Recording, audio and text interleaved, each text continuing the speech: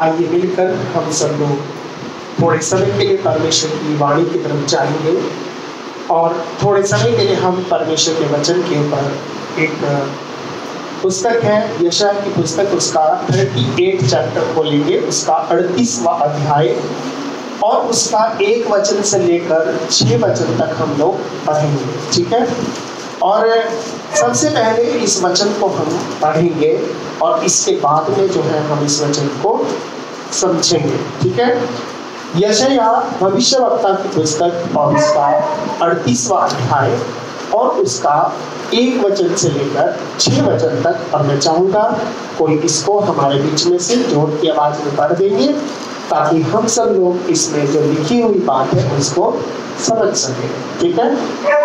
उन दिनों में हिजकिय्याह ऐसा रोगी हुआ कि वह मरने पर था। हाँ।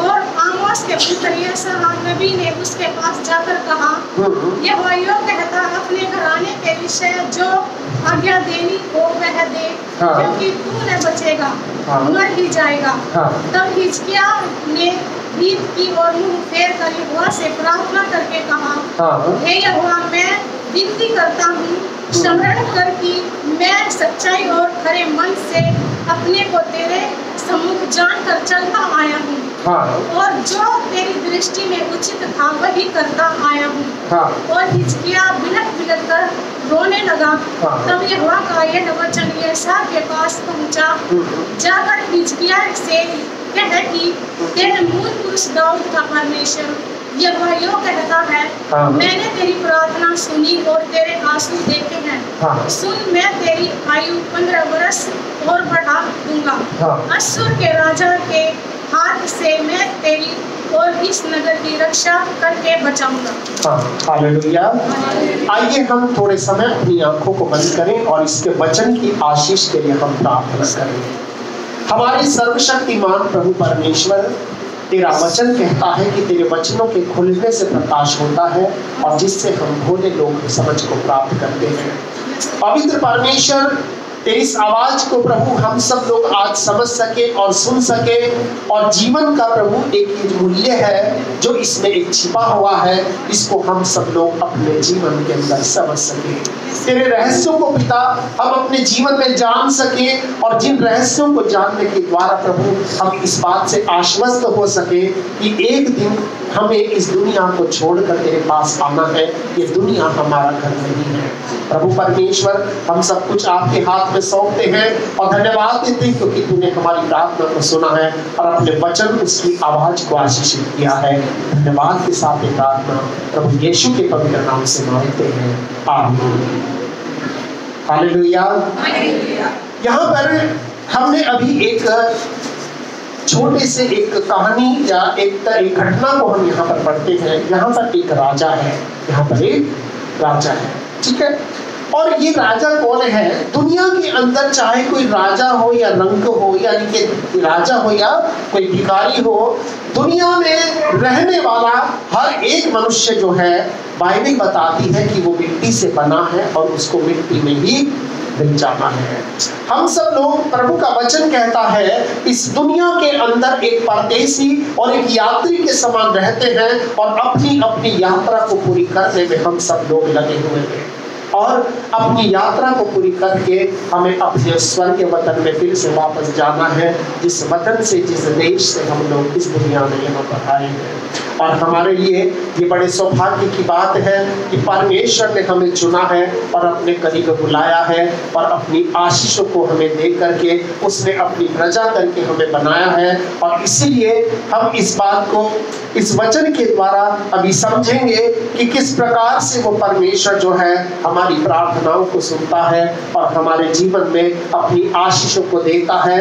और इसीलिए आइए हम सबसे पहले इसको, जब हमने देखा कि उन दिनों में एक राजा है जिसका नाम हिजकिय्याह है, और वचन कहता वो ऐसा रोगी हो गया कि वह मरने पर था। और तब आमोस के पुत्र यशायाह नबी ने उसके पास आकर कहा, परमेश्वर यूं कहता है। हालेलुया। ये एक राजा है, ये एक इंसान है और ये इस समय परेशानी में है, ये इस समय दुख में है, ये इस समय पीड़ा में है, और ये पीड़ा कितनी बड़ी है, ये पीड़ा इसके इतनी बड़ी है कि अब ये मरने पर है। ये राजा है, इसके पास सब कुछ मौजूद है, इसके पास अच्छे वैद्य भी मौजूद है, दुनिया की हर चीज इसके पास मौजूद है, लेकिन उसके बाद भी जो है इसको मरने ये जा रहा है। और ध्यान रखना, जब संसार के अंदर मौत आती है, जब संसार के अंदर परेशानी आती है, हर एक व्यक्ति डरने लगता है, हर एक व्यक्ति घबराने लगता है, हर एक व्यक्ति परेशान हो जाता है, अपने मानसिक संतुलन को खो देता है। और एक व्यक्ति उस समय ये चाहता है किसी भी तरह से मेरी बीमारी अच्छी हो जाए, मैं चंगा हो जाऊं, मेरे शरीर में आनंद आ जाए, मेरे शरीर में खुशी आ जाए। और ऐसे वक्त में ध्यान रखना, दुनिया में लोग भी जो हैं वो भी बिस्तर पर पड़ते हैं, बीमार में पड़ते हैं, अपने अपने देवताओं की आराधना करते हैं, अपने अपने तरीके से वो कोशिश करते हैं वो किसी तरह से चंगे हो सके। लेकिन यहाँ पर एक व्यक्ति है, ये राजा है, इसकी बीमारी के लिए एक व्यक्ति इसको बताने के लिए आया।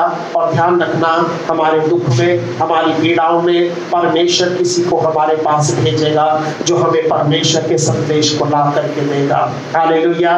इस व्यक्ति के पास ये परमेश्वर का सेवक आया और उससे आकर के कहने लगा, यहोवा यूं कहता है कि अपने घराने के विषय जो तुझे आज्ञा देनी हो वो दे दे।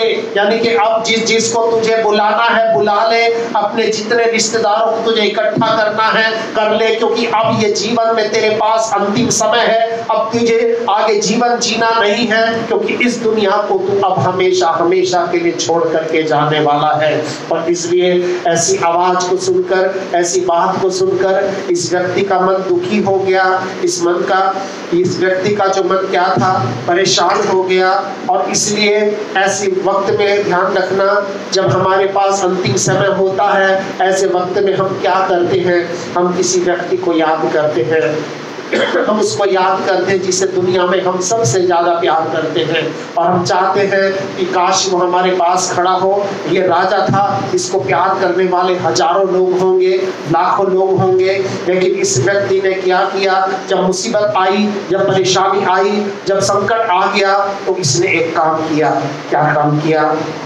दूसरा वचन, तब हिजकिय्याह ने भीत की और मुंह फेर कर यहोवा से तब उसने भीत की और मुंह फेर लिया। यानी क्या कर लिया? उसने संसार से अपने मन को फेर लिया। उसने कहा कि प्रभु, मुझे सिर्फ तू ही है जो बचा सकता है। इस दुनिया में मेरा कोई भी रिश्तेदार जिसे मैं बुलाऊंगा, मेरे भी कोई परिवार का व्यक्ति जिसको मैं बुलाऊंगा, अगर कोई आएगा तो वो इसलिए आएगा, इसकी जमीन का बंटवारा कैसे होना है, इसकी जायदाद का बंटवारा कैसे होना है, ये पैसा इसको कैसे देना है, वो मुझे तसल्ली देने की जगह और टेंशन दे करके क्या करेगा, चला जाएगा। इस व्यक्ति ने क्या किया? अपने मुंह को दीवार की तरफ घुमा लिया। अपने मुंह को जो इसने दुनिया से घुमा लिया और क्या किया? हाँ, थोड़ा पढ़ेंगे। हे यहोवा, मैं विनती करता हूँ, स्मरण कर कि, और हे यहोवा, मैं विनती करता हूँ, तू स्मरण कर, मैं तेरी सच्चाई और खरे मन से अपने को तेरे सम्मुख जानकर चलता आया। और मैं अपने आप को तुझे अपने सन्मुख जानकर खराई और सच्चाई से चलता आया हूँ। और जो तेरी दृष्टि में उचित था वही करता, और जो भी तेरी नजरों में ठीक था प्रभु, वही मैं करते हुए आया हूँ। और हिजकिय्याह बिलक बिलक कर रोने लगा। और वचन कहता है कि ये हिजकिय्याह जो है ये बिलक बिलक कर रोने लगा। जब इंसान की जान निकलने वाली होती है, जब इंसान की जान जाने वाली होती है, जब एक इंसान बहुत संकट में पड़ जाता है, जब एक इंसान बड़ी परेशानी से होकर के गुजरता है, ऐसे वक्त में जो है हर इंसान चाहता है कि कोई मेरे पास बैठा रहे, कोई व्यक्ति चाहता है कोई मेरे पास रहे। लेकिन ये व्यक्ति ऐसा था जिसने कहा कि मुझे कुछ नहीं चाहिए प्रभु, मुझे कोई रिश्तेदार मेरे पास नहीं चाहिए, मुझे तू ही मेरे पास में चाहिए। हालेलुया। इसने परमेश्वर की तरफ मुंह करके दीवार की तरफ मुंह घुमा लिया कि प्रभु, मैं तो इस समय में तुझे पुकारूंगा, मैं तुझसे प्रार्थना करूंगा। और ध्यान रखना, आज आपके मेरे जीवन में भी कई बार ऐसी समस्याएं आती हैं, परेशानियां आती हैं, और हमारे जीवन में हम ऐसे लोगों को ढूंढते हैं जो इस बीमारी के समय में हमारा साथ दे सके, इस मुश्किल के समय में हमारे साथ खड़ी हो सके। लेकिन ध्यान रखना, यहाँ पर परमेश्वर परमेश्वर का जो वचन है वो इस बात को हमें बताता है। इस राजा के पास में भी बीमारी आई थी, इसके पास भी संकट आया था, लेकिन इसने क्या किया? अपने मुंह को दीवार की तरफ घुमा लिया, अपने आप को संसार से अलग कर लिया। और आपके जीवन में भी जब परेशानी होती है, जब बीमारी होती है, इसको कहा कि भाई जिसको तुझे बुलाना है बुला ले। कोई अगर तुझे डॉक्टर बचा सकता है तो उस डॉक्टर को भी बुला ले। हर एक तेरे पास मौका है। अभी तुझे मैं ये संदेश दे करके जा रहा हूँ, अगर तुझे दुनिया में जिंदा रहना है तो अपने आप को जो है, जो तू कर सकता है वो कर ले।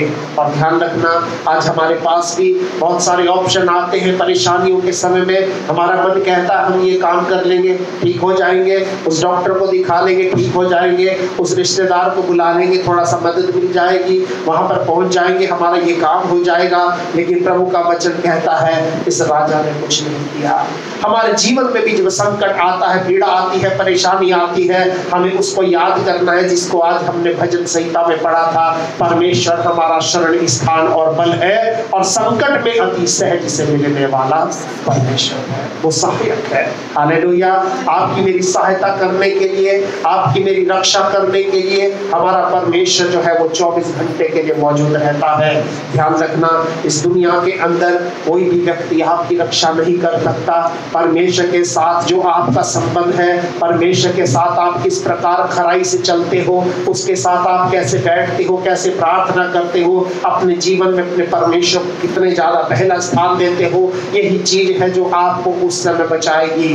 और ध्यान रखना कि जो भी आप प्रभु के लिए करते हो, उसका वचन कहता है कि तुम्हारा जो परिश्रम है वो प्रभु में व्यर्थ नहीं है। आप अगर प्रार्थना करते हो तो परमेश्वर के आसमान में लिखी जाती है, उसके स्वर्ग की किताब में लिखी जाती है। आप परमेश्वर के लिए कुछ भी करते हो, दूसरों के लिए प्रार्थना करते हो, ये भी उसके खाते में लिखा जाता है। हर एक बात परमेश्वर आपकी मेरी स्मरण करता है। और इसलिए ये सारी चीजें होती हैं। जब संकट आता है तो उस संकट में ये सारी चीजें हमारा साथ देती है। परमेश्वर उन भलाइयों को खोल देता है, उन चीजों को हमारे और आपके लिए खोल देता है, और कई बार हमारे जीवन के अंदर उसकी इच्छा को वो बदल देता है। हालेलुया। थोड़ा आगे पढ़ेंगे, क्या लिखा है?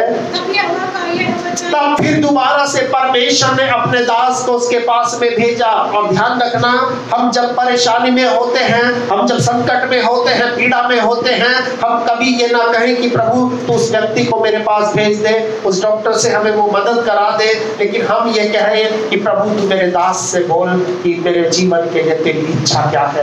प्रभु तू मेरे दास, तू अपने दास को मेरे पास भेज, उसके मन में तू बोल। क्योंकि दास जब बोलेगा, जब परमेश्वर उसको बोलेगा, और जब परमेश्वर उसको बोलेगा तो वो बोलेगा, और परमेश्वर अगर उसको नहीं बोलेगा तो वो कुछ भी नहीं बोल सकता। और इसलिए परमेश्वर अपने लोगों को आपके पास भेजता है। परमेश्वर अपने दास को, दासी को अपने पास, आपके पास भेजता है। और वो इसलिए भेजता है ताकि परमेश्वर के संदेश को वो आपके जीवन के अंदर दे सके। और संकट में वो परमेश्वर जो अति सहज से मिलने वाला सहायक है, उस सहायक के रूप में वो आपके साथ में खड़े हो सके। हालेलुया।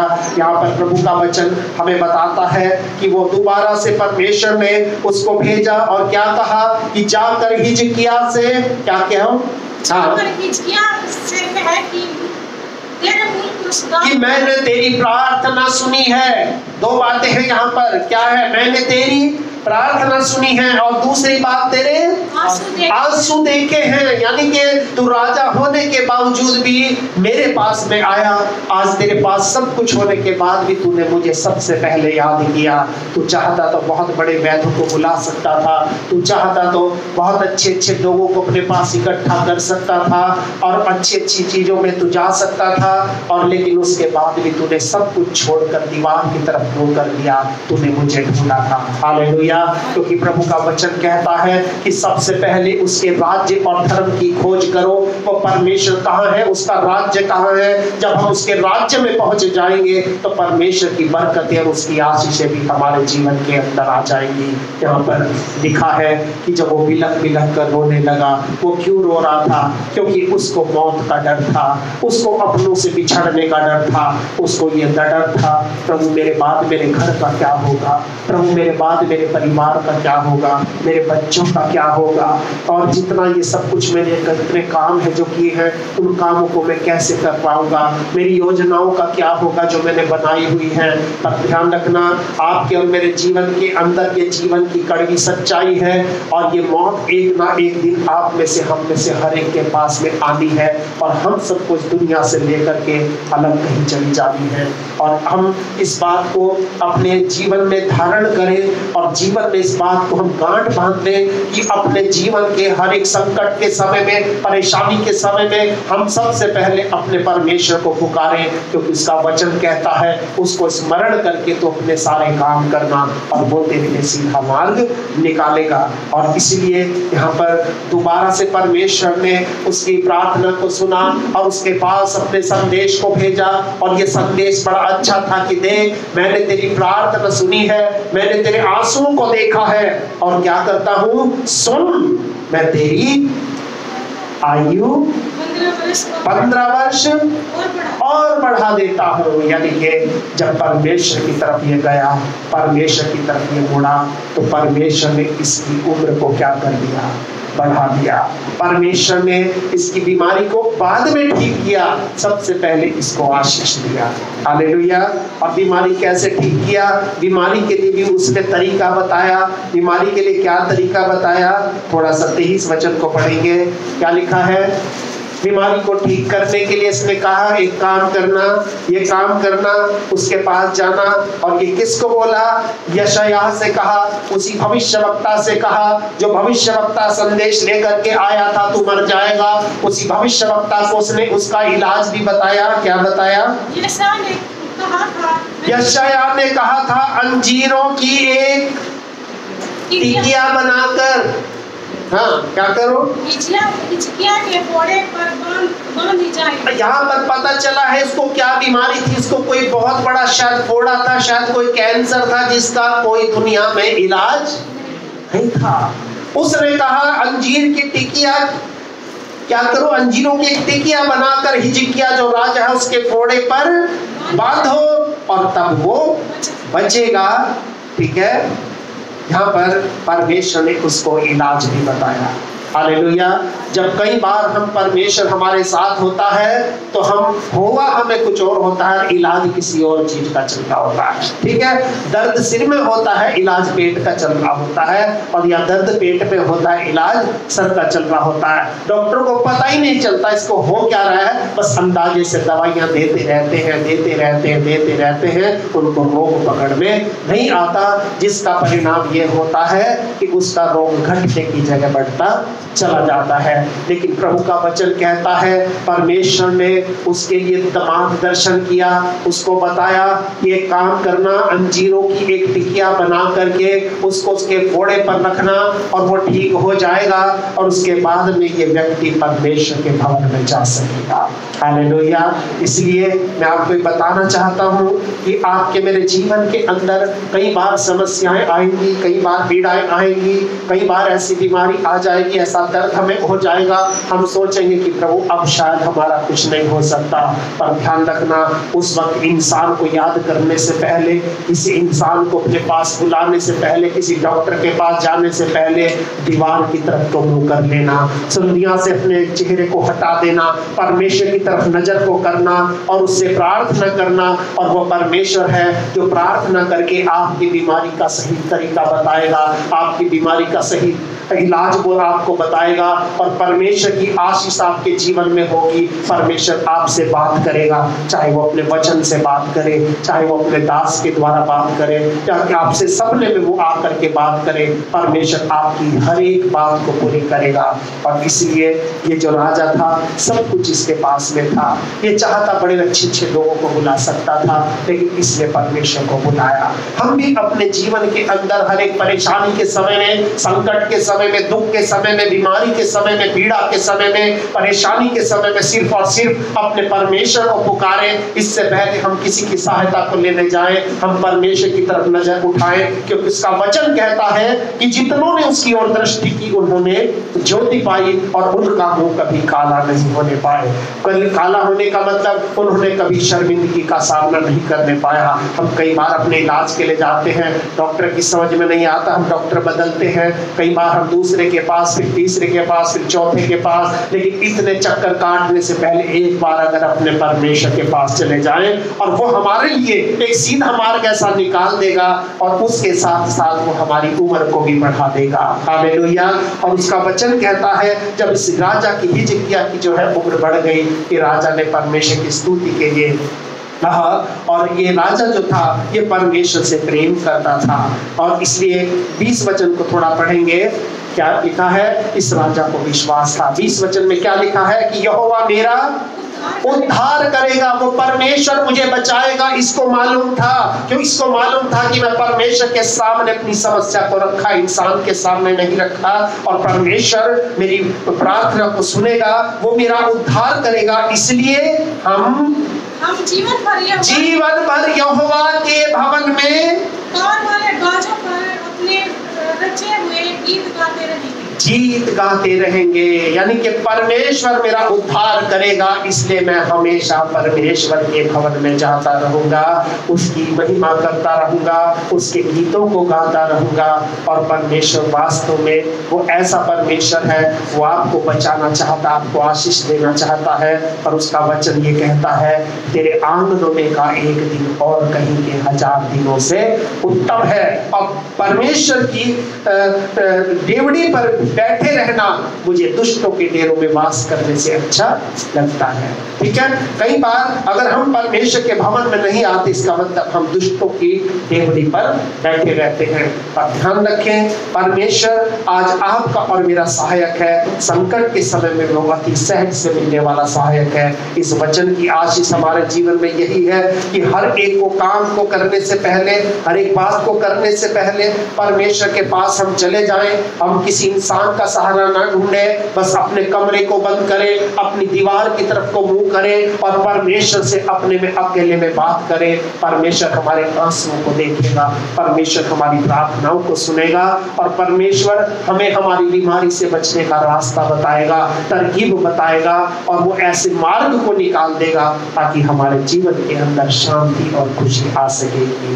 परमेश्वर से वचन के द्वारा हम सबको आशीष दे। आइए हम सब लोग अपनी आंखों को बंद करेंगे और हम इस समय प्रार्थना करेंगे। हमारे सामर्थी पवित्र परमेश्वर, हम इस समय यीशु मसीह के पवित्र नाम से तेरे चरणों में इकट्ठा होते हैं और तुझसे विनती करते, प्रार्थना करते प्रभु कि जिस प्रकार तेरी करुणा पिछले दिनों हमारे साथ बनी रही है, आने वाले दिनों में भी तेरी आशीष हमारे साथ बनी रहे। पिता, तेरे वचन के अंदर हमने देखा है, सीखा है, कई बार संकट आते हैं, पीड़ाएं आती हैं, परेशानियां आती हैं, तकलीफें आती हैं। ऐसी परिस्थितियों में भी पिता परमेश्वर तू हमारा साथ नहीं छोड़ता है। पिता, ये वचन हमें सिखाता है कि जब परेशानी आए, जब मुसीबत आए, हमें ये विश्वास करना है कि परमेश्वर जो हमारा शरण स्थान और बल है, जो संकट में अति सहज से मिलने वाला सहायक है, वो हमेशा हमारे साथ रहता है। हर एक दुख में, हर एक बीमारी में वो हमारे साथ रहता है। वो हमारी प्रार्थनाओं को सुनना चाहता है, हमारे आंसुओं को देखना चाहता है। आज दुनिया के सामने हम कई बार आंसू बहाते हैं, लोगों के सामने हम आंसू बहाते हैं, डॉक्टरों के सामने आंसू बहाते हैं, रिश्तेदारों के सामने आंसू बहाते हैं, जो हमारे आंसुओं की कोई कीमत नहीं समझ सकते, जो हमारी आंसुओं का कोई मोल नहीं समझते। लेकिन प्रभु का वचन कहता है वो हमारे आंसुओं को देखता है, हमारे आंसुओं को अपनी कुप्पी में रखता है, हमारे मारे मारे फिरने के हिसाब को वो रखता है। और वो परमेश्वर आज आपके मेरे जीवन में महान कार्यों को प्रकट करना चाहता है, अपनी बरकतों को हमारे जीवन में वो देना चाहता है। और वो चाहता है हम पूरी तरह से अपने परमेश्वर के ऊपर भरोसा रखें, हम पूरी तरह से अपने परमेश्वर पर निर्भर करें, और वो परमेश्वर हमारा सहायक बनकर मुसीबत के समय, दुख के समय हमारे साथ खड़ा हो जाएगा। और जो हमारे जीवन को एक नई दिशा देगा, जो हमारे जीवन को अपनी बरकतों से भरेगा। हाँ पिता परमेश्वर, मैं प्रार्थना करता हूँ तेरे दास होने के नाते तेरे लोगों के लिए, इनके जीवन को मैं उत्साहित करना चाहता हूँ प्रभु, कि जब दुनिया में संकट आता है, पीड़ा आती है, हमें लगता है कि प्रभु अब तो मौत करीब है, अब किसके पास जाएंगे प्रभु, कौन सहारा देगा प्रभु, पैसा भी पास में नहीं है पिता, हमारे पास कुछ साधन भी नहीं है, क्योंकि दुनिया में प्रभु तेरे सिवा हमारा कोई भी नहीं है। ऐसी परिस्थिति में जब हम अपने परमेश्वर को पुकारते हैं, हम उससे कहते हैं पिता तू ही इस समय मेरा सहारा है, तू ही मेरा बल है, तू ही मेरी शक्ति है, तू ही मेरी सामर्थ है, और तू ही मेरे लिए सब कुछ पूरा करेगा, क्योंकि तेरा वचन कहता है जितनों ने उसकी ओर दृष्टि की उन्होंने ज्योति पाई और उनका मुंह कभी काला न होने पाया। हाँ पिता, तो हम में से हर एक भाई बहन बच्चे बुजुर्ग को जो भी आज तेरे चरणों में यहाँ मौजूद है आशीषित कर, अपनी बरकतों से भर, और भी ज्यादा अपनी आशीषों को देकर हम सबों को अपनी महिमा और सेवा के लिए बल और सामर्थ के साथ इस्तेमाल कर। हम सारा आदर और महिमा आपको देते हैं और सब कुछ तेरे हाथों में हम सौंप देते हैं और धन्यवाद देते हैं पिता परमेश्वर, क्योंकि तूने हम सबकी प्रार्थना को सुना है। और धन्यवाद के साथ ये प्रार्थना हम अपने उद्धारकर्ता मुक्तिदाता प्रभु यीशु के पवित्र नाम से मांगते हैं। इसे दया से सुने और ग्रहण करें, और हम सब जो लोग प्रभु के हैं मिल करके कहेंगे आमीन।